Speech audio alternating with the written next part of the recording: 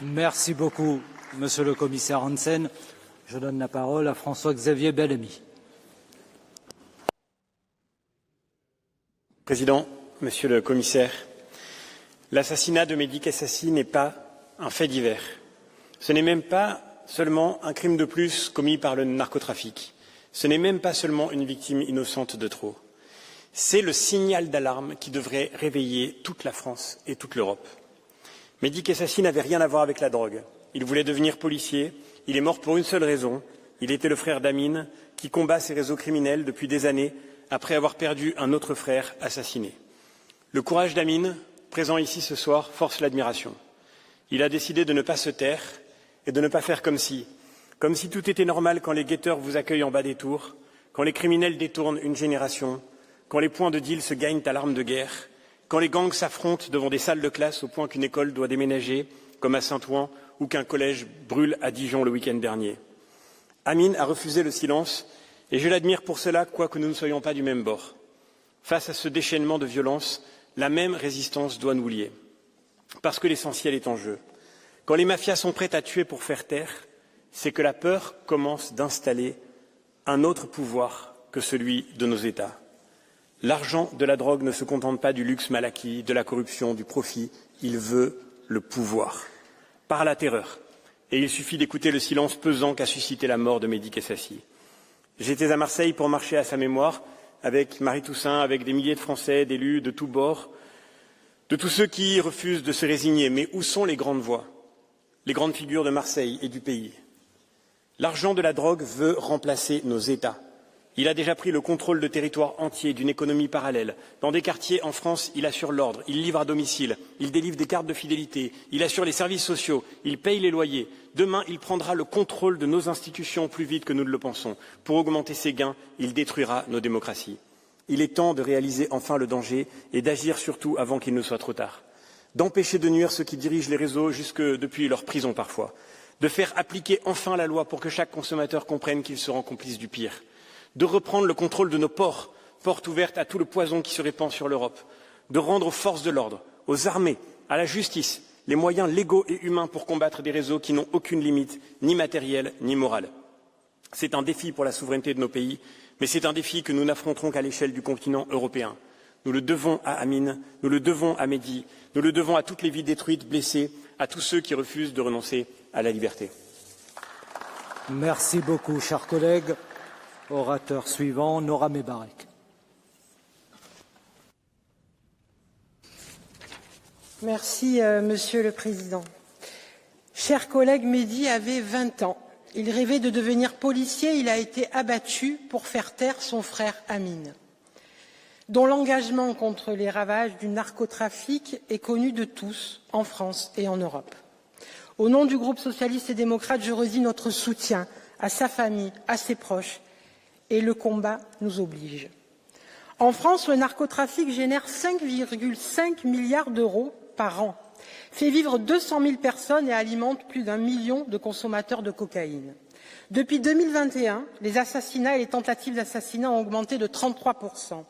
Ce ne sont pas des statistiques abstraites, ce sont des vies broyées, des familles détruites. Les réseaux criminels ciblent nos enfants et leur promettent reconnaissance, argent et réussite rapide. En réalité, ils les utilisent comme des fusibles interchangeables, des soldats sans visage, voués à la prison ou à la mort. Là où l'état de droit recule, le narcotrafic impose sa loi, ses règles, sa violence. Ces enfants dont nous entendons parler par des faits divers pourraient être les nôtres, une mauvaise rencontre, un moment de fragilité et toute la vie bascule, et toute une famille bascule. La répression est nécessaire, mais elle ne peut être la seule réponse. La prison est devenue un lieu d'apprentissage et de structuration. On y rentre parfois délinquant pour en ressortir criminel. C'est pourquoi nous avons besoin d'une véritable stratégie antidrogue, lisible, coordonnée, dotée de moyens, articulant sécurité, prévention, santé, éducation et lutte contre la corruption. Un plan d'action qui s'inscrive dans la durée et non dans la réaction, qui envoie un message d'espoir à nos concitoyens en leur assurant la protection de leur Union européenne. Rétablir la paix et la justice, telle est la signification du prénom Mehdi en arabe. Une résolution sur le narcotrafic sera votée dans cet hémicycle en janvier prochain. Il nous faudra nous réveiller et réveiller nos consciences. Nous n'avons plus le droit de détourner le regard. Soyons à la hauteur des épreuves et du combat de la famille Kessassi. Merci beaucoup, chers collègues. Orateur suivant, Fabrice Leggeri.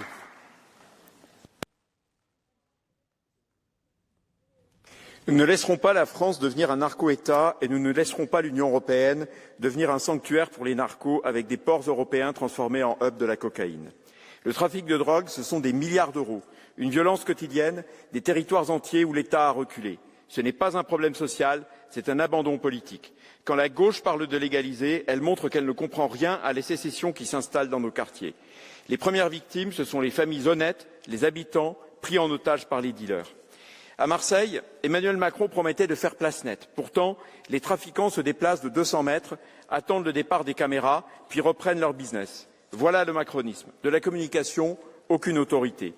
Le meurtre de Mehdi Kessassi n'est pas un accident. Il existe un plan au plan européen contre les trafics, porté par le commissaire Brunner. Très bien. Mais on ne gagnera rien si on refuse de voir le lien avec l'immigration illégale, l'exploitation de mineurs isolés et la déresponsabilisation des consommateurs. Dernière hypocrisie, et elle est immense.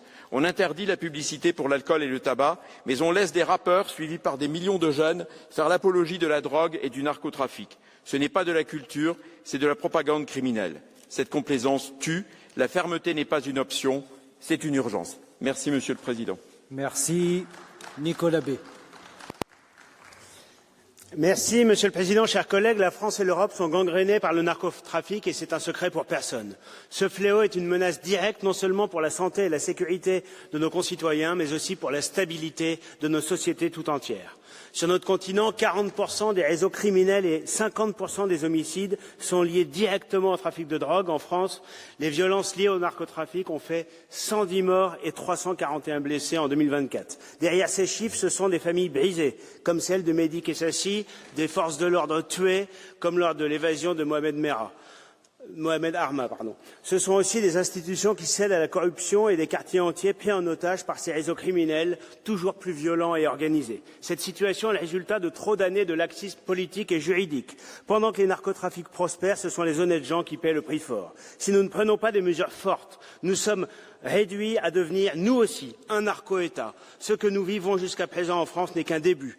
Si nous voulons éviter de devoir en arriver aux mesures radicales mais nécessaires de M. Bukele au Salvador, il faut redresser la barre rapidement. L'Union européenne doit désigner les cartels de la drogue comme organisation terroriste et coopérer avec les pays d'Amérique latine et du Maghreb pour enrayer la production. Cela passe également par la dénonciation des régimes qui ferment les yeux, voire soutiennent clairement et protègent ces réseaux, comme le Venezuela de Maduro, soutenu par une grande partie de la gauche au sein de cet hémicycle. Le narcotrafic est un enjeu majeur pour la stabilité et la sécurité de l'Europe.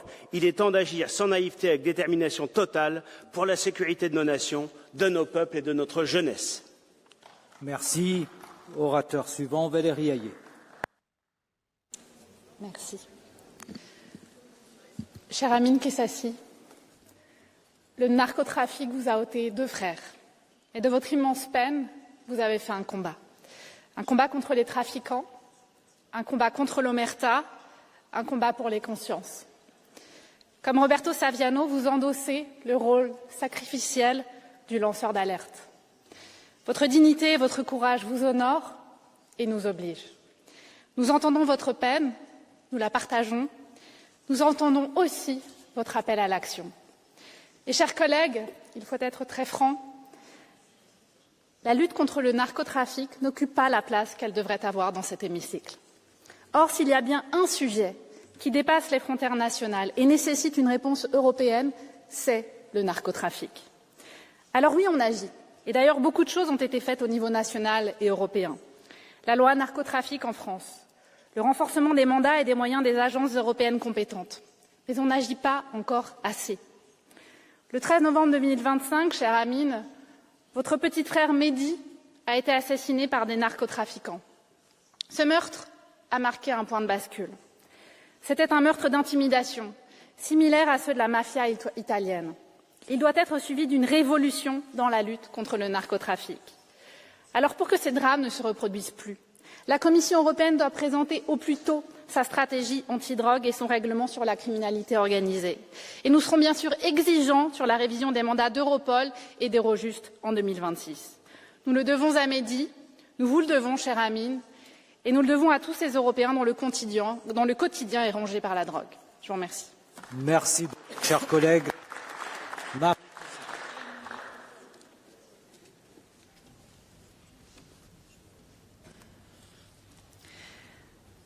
Chers collègues, nous honorons aujourd'hui la mémoire de Mehdi Kessassi, ce jeune homme de 20 ans, lâchement assassiné en pleine rue par des hommes qui en voulaient en réalité à son frère, Amine Kessassi, engagé contre le narcotrafic.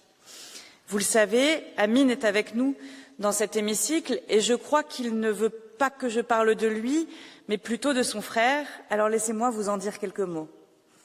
Mehdi était un jeune homme heureux. Il était sensible, il était doux. Il voulait mettre sa vie au service des autres. Après avoir réfléchi à devenir infirmier, il avait finalement décidé de devenir gardien de la paix. Il est mort et il ne pourra plus offrir de fleurs à sa mère, Wassila, cette femme si digne dans la souffrance, si belle dans la lutte, une guerrière. Rien ne consolera non plus son frère, parce que, comme le dit Amine Kessassi, Mehdi est mort pour rien. Alors Amine, tu as dit que tu ne te tairais pas, tu as choisi de continuer à dire la réalité des conditions de vie des familles frappées par le narcotrafic, tu te tiens debout face à la narcocratie qui met en esclavage des jeunes issus des classes populaires partout en Europe. Tu as tenu bon, tu continues à le faire, et je le sais, tu continueras. J'ai vu ta mère te demander de ne pas arrêter ton combat, on t'intime de te taire, bien non. Vous élevez la voix plus fort encore et nous inviter, nous imposer au fond, à en faire toutes et tous de même. En hommage à Mehdi, pour que plus aucune vie ne soit perdue, votre force et votre courage nous imposent de continuer à mener le combat avec vous. Alors nous aussi, nous serons là, avec toi, aujourd'hui comme demain. Et nous disons aux assassins que leurs balles ne nous feront pas reculer. Parce que je te cite, Amine, on ne peut pas tuer tout un peuple. On est là, on sera là, et j'appelle chacune et chacun dans cet hémicycle à la dignité dans la façon dont nous aborderons les engagements de l'hémicycle qui est le nôtre dans les mois à venir. Merci beaucoup, chers collègues. Orateur suivant, Marina Mesure. Merci, Monsieur le Président. Il est mort pour rien. Ces mots prononcés par Amine Kessassi, ici présent dans cet hémicycle, en parlant de son petit frère Mehdi, résonnent en chacun de nous comme un cri de douleur et de vérité. Dire que Mehdi est mort pour rien, c'est rappeler l'injustice profonde de ce drame qui a touché un innocent. Un jeune homme décrit comme bon, droit, sincère, dont la vie a été arrachée à sa famille et ses proches par des narcotrafiquants. C'est rappeler aussi que notre société ne peut tolérer le massacre d'innocents et que jamais, dans notre République, la loi du crime organisé ne peut supplanter celle de la justice. La mort de Mehdi nous oblige à regarder en face la réalité du narcobanditisme qui détruit des vies et nous oblige aussi à l'action. Pour lutter contre ce fléau, un changement de doctrine est évidemment nécessaire. La priorité doit être donnée à la prévention, à l'éducation, à la réduction des risques et à une véritable politique de santé publique pour faire baisser la consommation et donc affaiblir les trafics. Ce dont nous avons besoin dans nos quartiers marqués par la violence du narcotrafic, c'est retrouver des services publics de proximité, que ce soit la police de proximité, les services publics éducatifs dignes et des ressources culturelles et sportives. Et concernant le démantèlement des réseaux criminels, c'est à la tête qu'il faut frapper, en remontant les filières pour trouver les commanditaires à travers toute l'Europe. Mais pour cela, il faut renforcer drastiquement les moyens alloués à la police judiciaire et à la justice pour mener les enquêtes et démanteler en profondeur les réseaux. Les actions existent, il faut désormais les mettre en place. Je conclurai en disant à Amine que nous avons entendu son appel à se lever, à se mobiliser, et qu'à travers cet hommage à son frère Mehdi et à toutes les victimes innocentes du crime organisé, nous prenons devant lui un engagement de ne jamais détourner le regard, de ne jamais nous taire et de ne jamais accepter l'inacceptable. Merci beaucoup, chers collègues. Nous venons d'entendre les orateurs s'exprimant au nom des groupes politiques. Je serai à présent beaucoup plus strict pour le respect des temps de parole. Et je donne la parole pour 1 minute 30 à Caterina Cinici.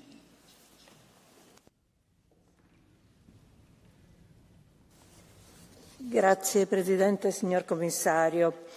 L'omicidio di Mehdi Chesaci, tragicamente avvenuto qualche anno dopo l'uccisione del fratello Brahim, e alla loro famiglia va la mia vicinanza, ci ricorda quanto siano urgenti misure ambiziose e coordinate a livello europeo contro il traffico di droga. Come sottolinea l'Agenzia UE sulle droghe, tutti, direttamente o indirettamente, subiamo l'impatto del traffico di stupefacenti in termini di costi sociali e sanitari e di sicurezza, con una criminalità organizzata violenta e priva di scrupoli che sempre più spesso arruola giovani e giovanissimi per reati anche gravi. Ringrazio la Commissione per la nuova strategia e il nuovo piano d'azione che prevede l'introduzione di norme più moderne e rigorose contro la criminalità organizzata, il rafforzamento del sostegno di Europol e Frontex alle autorità nazionali nel contrasto alle rotte della droga, ma anche la prevenzione del reclutamento online dei minori, l'intensificazione della cooperazione di polizia e giudiziaria anche con i paesi terzi, a cominciare da quelli dell'America Latina, e ancora il potenziamento della sicurezza dei porti, il contrasto alla diffusione delle droghe sintetiche in aumento e sempre più pericolose, e poi l'istituzione presso Eurojust della rete giudiziaria europea in materia di criminalità organizzata, la cui priorità è proprio combattere il traffico di stupefacenti.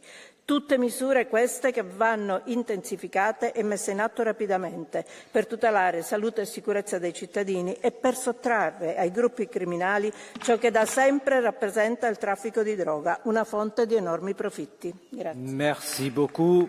Sandro Ruotolo.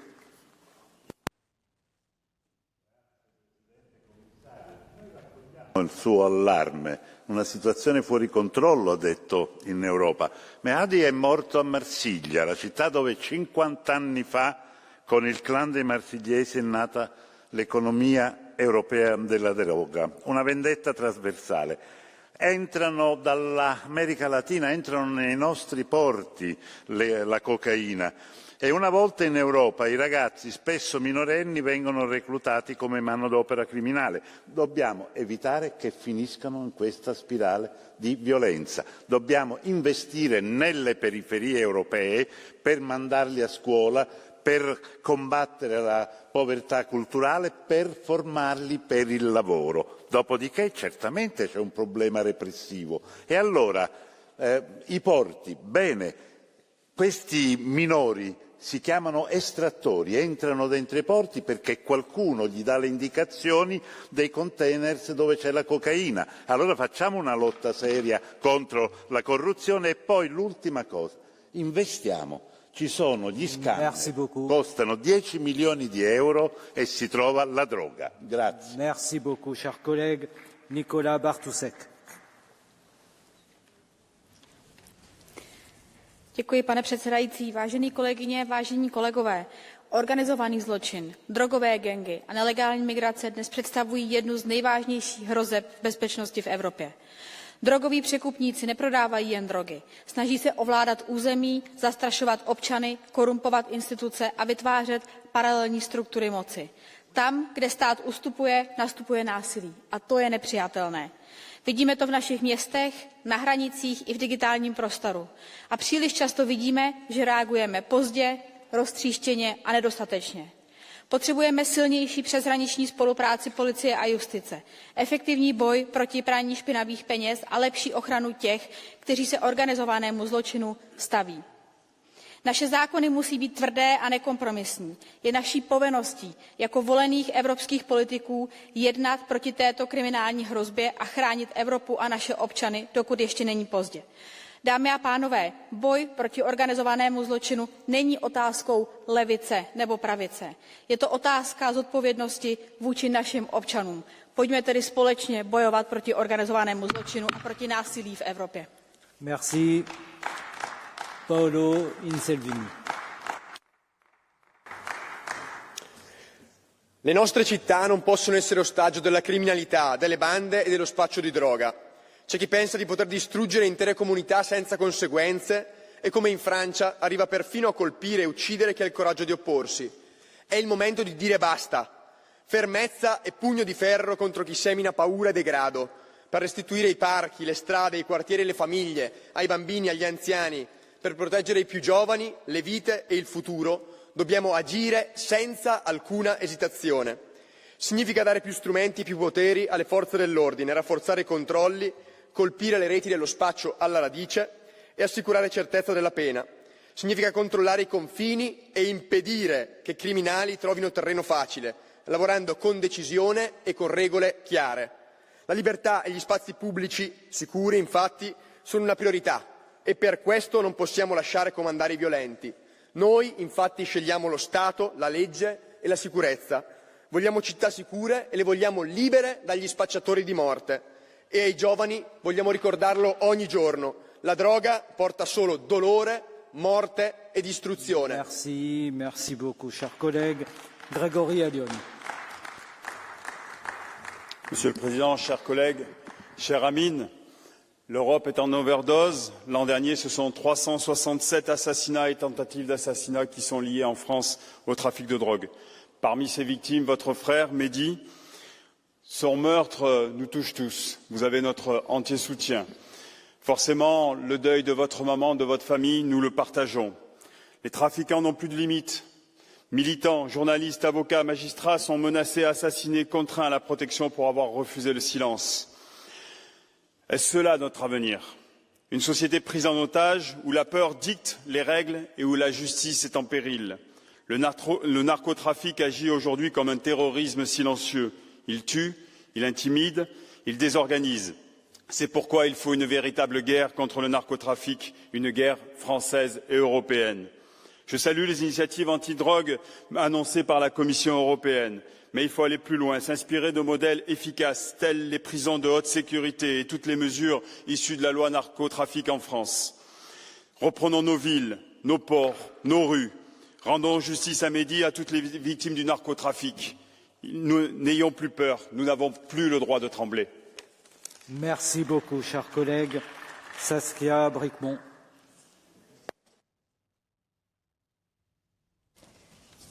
Chers collègues, reléguée au quartier populaire, aux attaques entre gangs, la lutte contre le narcotrafic n'a longtemps pas été considérée comme prioritaire pour bénéficier des moyens à hauteur de la menace. Il a prospéré au cœur de l'économie locale, de nos institutions, des cités prises en otage, faisant des centaines de morts invisibilisées, mettant nos libertés et notre sécurité en danger. L'assassinat de Mehdi Kessassi, à qui nous rendons hommage aujourd'hui au Parlement européen, doit marquer un véritable tournant de nos politiques. Il faut sortir des stratégies et des alertes qui s'empilent depuis plus de 10 ans maintenant. Il faut sortir de l'arsenal répressif et sécuritaire qui rassure mais sans régler. Attaquer le narcotrafic comme un système avec des racines sociales et économiques, agir sur la prévention, la répression et la réhabilitation et surtout donner les moyens contre la corruption, les moyens pour la coopération judiciaire, pour les acteurs de terrain, les services publics, l'école, la réduction des risques. Non, Amine, Mehdi n'est pas mort en vain. Collègues, vous voulez agir, c'est votre message aujourd'hui. Multiplions donc les voix pour dénoncer la violence liée au narcotrafic et luttons contre ce fléau de nos quartiers à l'Europe. Merci beaucoup. Malika Sorel. Chers collègues, selon le UDA, le marché européen de la drogue pèse plus de 30 milliards par an. Un fléau sanitaire, une menace politique et sécuritaire. En commission Libé, la question d'État de l'Union européenne menacée de devenir des narco-États a été posée. C'est dire la gravité de la situation. Que faire? D'abord, rappeler sans détour que sans demande, pas d'offre. Les consommateurs portent une responsabilité, ils alimentent un système criminel meurtrier et doivent être sanctionnés. La drogue est un défi majeur de santé publique. Des campagnes d'information massives qui disent la vérité s'imposent. Nous devons regarder en face la réalité des jeunes trafiquants. Lorsque des parents en tirent profit, ils doivent être poursuivis en justice. Face aux pays exportateurs qui refusent de coopérer, l'Union doit imposer des sanctions économiques. Enfin, combattons le blanchiment en renforçant nos agences et levons l'anonymat sur les plateformes en ligne qui facilitent ce commerce. Chers collègues, Ce n'est qu'en agissant sur toutes les dimensions du problème que nous pourrons espérer le résoudre. Je vous remercie. Merci beaucoup. Bartłomiej Sienkiewicz. Thank you, Chair. I will speak Polish. Koncentrujemy się wyłącznie na podaży. Natomiast aby zamknąć gwałtowne, płynące rzeki narkotyków i związanej z nimi przemocy, musimy zwrócić naszą uwagę w stronę popytu. Każdy, kto kupuje małą dawkę narkotyków, przyczynia się do pogłębienia zjawiska, które terroryzuje nasze społeczeństwa i staje się początkiem łańcucha śmierci. Nasza reakcja musi zatem dosięgnąć nie tylko dilerów i przywódców karteli, ale także obywateli, którzy zażywają narkotyki dla rozrywki.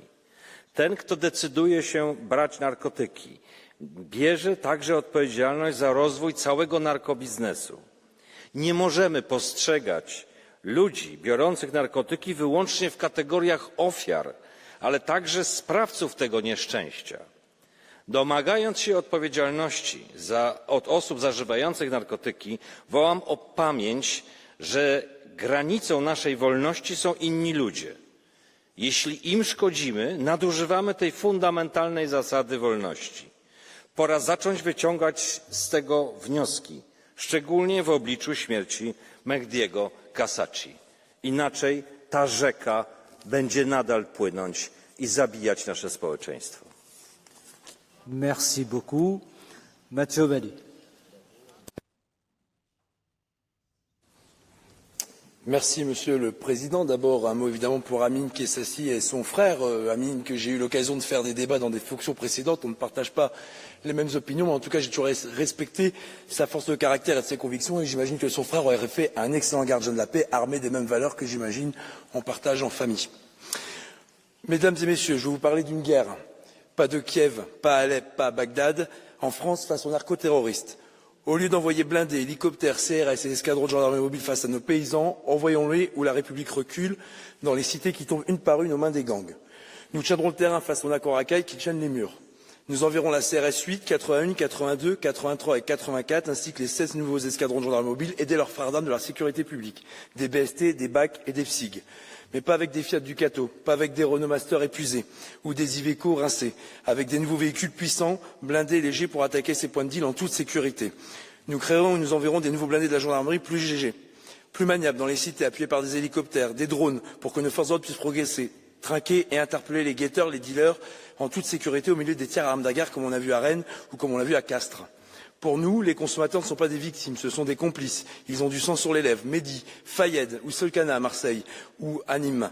Ils devront payer et faire une courte peine de prison. Nous frapperons aussi les réseaux. Création d'une nouvelle police judiciaire, renforcement des brigades de recherche et d'intervention avec une prime de spécialité, comme pour les motards, les BAC et les FTSI qui l'attendent tant. Nous créerons une task force contre la criminalité organisée, parce qu'il faut frapper les délinquants de la drogue, mais du trafic d'armes aussi, du trafic d'êtres humains ou du proxénétisme explose dans nos cités. Nous irons aussi chercher le pognon des trafiquants avec le fisc, qui ne demande que ça, et les avoirs criminels que nous redistribuerons aux enquêteurs pour les motiver. En parlant d'enquêteurs, plan pour aider les OPJ, paiement des heures supplémentaires, simplification de la procédure pénale, nouveau logiciel de procédure avec l'intelligence artificielle. Enfin, la parole du policier sera supérieure à celle du voyou. L'administration protégera ses policiers et ses gendarmes en payant l'avocat, l'hôpital automatiquement. Nous sommes prêts à leur mener la guerre, pas avec des Playmobil, mais avec une vraie armée policière et pas celle qui nous protège à l'extérieur au péril de leur vie pour le drapeau français. Merci beaucoup. Merci aussi de bien vouloir respecter les interprètes et d'avoir un débit qui permet la traduction. Garcia Hermida van der Vel. Merci, Monsieur le Président, Commissioner. Mehdi Kassachi, advocaat Dirk Wiersum, misdaadjournalist Peter R. de Vries, Hakim Changhashi, Mohamed Bouchiki, allemaal vermoord door drugscriminelen. Een bedreiging voor onze Europese veiligheid, vrijheid van meningsuiten en democratie. In de strijd tegen internationale drugscriminaliteit gaan we niet winnen met eindeloze discussies over soevereiniteit of subsidiariteit, zoals we die in dit huis voeren. Criminelen hebben daar geen boodschap aan en die lachen zich rot. Alleen door echt Europees denken en doen kunnen we deze criminelen de baas zijn. En daarom vraag ik de commissaris om haast te maken met actie. Met strengere Europese regels op gebied van het strafrecht, met meer bevoegdheden voor Europol en Eurojust zonder taboes, met betere samenwerking met private partijen in de havens, zoals rederijen en havenbedrijven, en tot slot met preventie via het onderwijs. We kunnen dit winnen. Merci. Merci beaucoup. Céline Imart.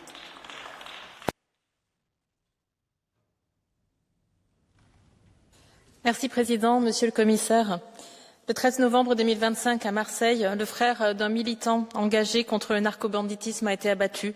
Un assassinat de sang-froid sur fond de représailles. Et ce meurtre n'est pas un fait divers. C'est le symptôme d'un échec européen collectif face au narcotrafic. La France a alerté. En avril dernier, le ministre de l'Intérieur de l'époque, Bruno Retailleau, a porté une réforme courageuse pour sortir la France de ce piège.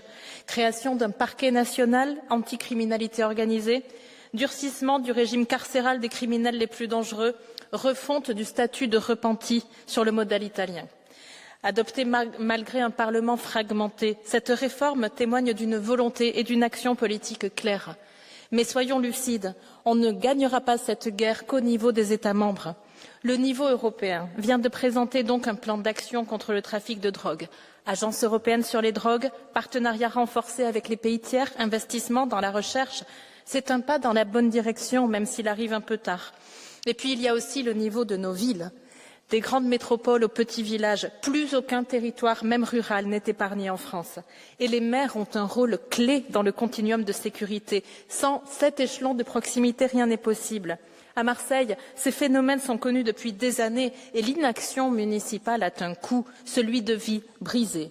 Monsieur le Commissaire, face à ces réseaux criminels transnationaux, la Commission est-elle prête à franchir un cap décisif en créant un parquet européen dédié à la criminalité organisée et au narcotrafic sur le modèle du parquet européen financier? Le narcotrafic est déjà européen. La réponse doit l'être aussi. Merci. Merci beaucoup, chers collègues. Nous ouvrons à présent la procédure CatGI et pour commencer, Francisco Rosé, Milan Mon. Micro, s'il vous plaît. Voilà. Gracias, presidente. Comisario, el tráfico de drogas se ha convertido en una grave amenaza para la salud y seguridad de nuestros ciudadanos. Europa es hoy el primer mercado mundial de cocaína, proveniente esencialmente de América Latina. La droga entra en gran parte a través de los puertos europeos, en especial del Atlántico. El narcotráfico no entiende de fronteras. La cooperación internacional es imprescindible para afrontarlo. La reciente estrategia de la Unión Europea contra la droga es un paso en la buena dirección. Su plan de acción contempla la colaboración con países terceros para fortalecer la seguridad en los puertos. Tenemos que aumentar los escáneres en los puertos de Europa y de América Latina. Me parece también necesaria la inspección física de los contenedores sospechosos. La reciente cumbre Unión Europea-CELAC adoptó la Alianza para la Seguridad Ciudadana, que también subraya la necesidad de la cooperación en la lucha contra el narcotráfico, con especial énfasis en los controles portuarios. Espero que la alianza sea un instrumento útil. Y termino, el acuerdo Unión Europea-Mercosur también prevé una cooperación específica en la lucha contra el narcotráfico. Y esta lucha tiene que ser un objetivo prioritario, no solo de las fuerzas armadas, de las fuerzas de seguridad, perdón, sino también de nuestros agentes de aduanas. Gracias. Merci beaucoup. Juan Fernando López Aguilar. El Plan Europeo contra las Drogas y la estrategia complementaria tienen como primera obligación deducir las lecciones del trabajo de la Agencia Europea de Drogas, que para eso está, que nos dice que, en primer lugar, hace falta adaptarse con agilidad a los métodos y a las rutas cambiantes, pero sobre todo intercambiar información, incluyendo no solamente a las agencias y fuerzas de cuerpos de seguridad, sino a Frontex y Europol, precisamente para intentar prevenir esa captación creciente de menores de edad para el tráfico de drogas. Y eso exige, además, ser capaces de invertir en innovación y en investigación científica con respecto de los precursores y las drogas sintéticas que están haciendo estragos. Y, finalmente, la obligación complementaria es no solamente actuar represivamente sobre la dimensión criminal de esta actividad tan lesiva para los valores de la Unión, sino sobre todo actuar en materia de prevención y de educación, enseñando que no solamente produce un perjuicio estratosférico a los intereses financieros de la Unión y causa corrupción, sino sobre todo estragos en la salud de 450 millones de ciudadanos europeos que están expuestos a esa penetración de la droga por puertos europeos. Gracias, presidente.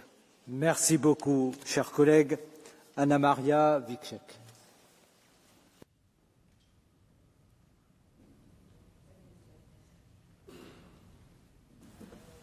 Thank you, Chair. Az Európai Parlament az év utolsó plenáris ülését egy nehéz, de megkerülhetetlen témával kezdte.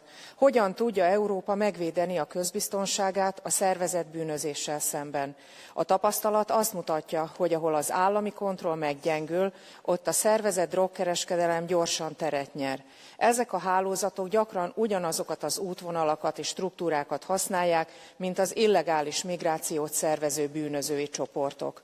Magyarország ezt az összefüggést időben felismerte. Szigorú határvédelemmel, a drogkereskedelemmel szembeni zérotoleranciával, valamint egy külön kábítószerkereskedelem felszámolásáért felelős kormánybiztos kinevezésével komplex módon lép fel a kábítószerbűnözés ellen.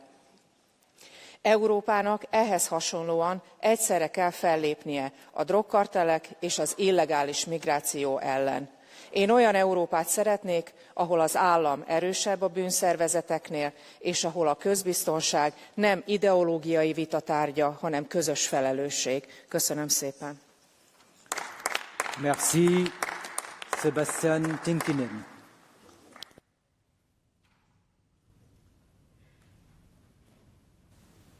Arvoisa puhemies, Ranskan Marseille on kaaoksen vallassa. Huumejengit ovat ottaneet vallan kaupungista, ne lietsovat pelkoa, rekrytoivat mukaan yhä nuorempia ja ammuskeluista on tullut arkipäivää. Ikävä kyllä, Euroopan mittapuulla kaupungin kehityskulku on varsin tuttu. Marseillessa on monen muun suuren eurooppalaiskaupungin tapaan suuri maahanmuuttajaväestö. Ja vähemmän yllättäen kaupunki on kärsinyt suurista haasteista. Kun ongelmiin ei ole puututtu tarvittavalla tavalla, on syntynyt rinnakkaisyhteiskuntia. Säännöt ja Eurooppa väistyvät sekasorron tieltä. Ihmisiä tapetaan raasti. Niin kutsuttu barbecue on yksi huumejengien tyypillisistä tavoista riistää henkiä.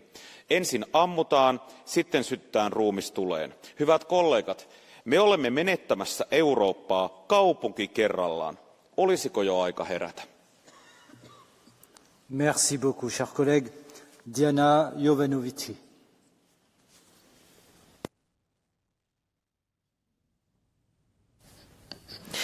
Mulțumesc, domnule președinte.